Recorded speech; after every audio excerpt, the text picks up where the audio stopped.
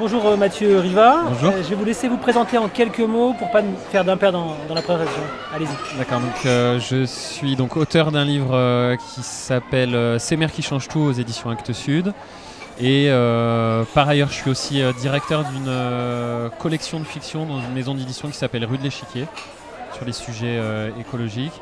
Et sinon, pour manger, je fais du conseil auprès des syndicats dans les entreprises. Alors, C'est Mères qui changent tout chez Actes Sud, c'est en cette qualité d'auteur que vous êtes ici au Festival La Chose Publique aujourd'hui pour débattre des questions de démocratie. L'échelon local, c'est le bon pour changer aujourd'hui, c'est celui qui change la donne.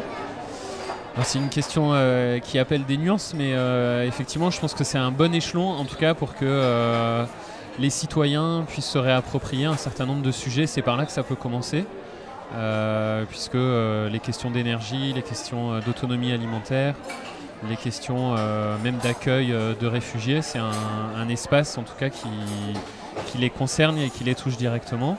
Et c'est vrai que l'un des objets du livre, c'était de se demander si précisément...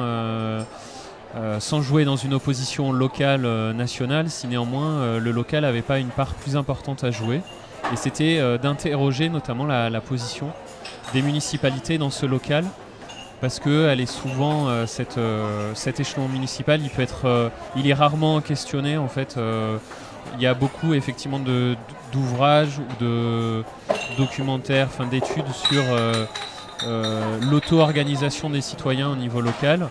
Mais c'est vrai qu'on interroge souvent assez peu l'échelon municipal et c'est un peu l'objet du livre, de voir dans quelle mesure il est pertinent ou pas. Alors il y a plusieurs exemples dans votre livre, vous parlez des communes de Puy-Saint-André dans les Hautes-Alpes, Trémargat dans les Côtes-d'Armor, Grenoble dans l'Isère.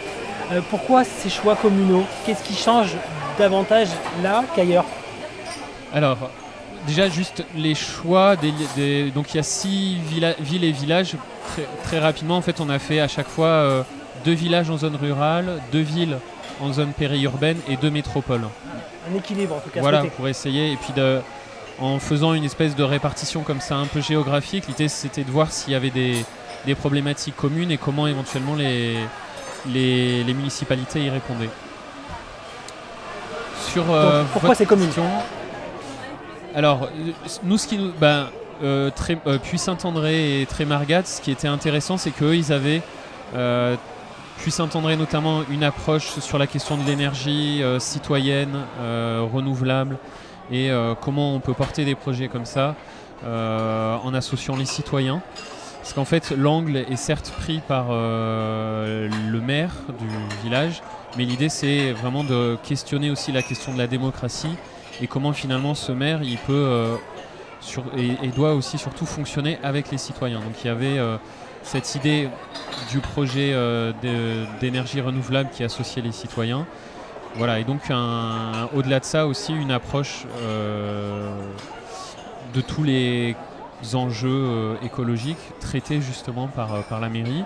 Et ce qui était intéressant à Puy-Saint-André, c'était comment il était parvenu à essaimer en fait sur l'ensemble du territoire. C'est-à-dire en partant d'un projet au niveau municipal, il avait pu ensuite l'étendre plus globalement. Et donc nous, ça nous intéressait de montrer que précisément il y avait une possibilité de changement d'échelle par la commune. Un changement d'échelle par la commune, c'est l'objet du livre C'est Mères qui changent tout. Merci Mathieu Riva. Merci.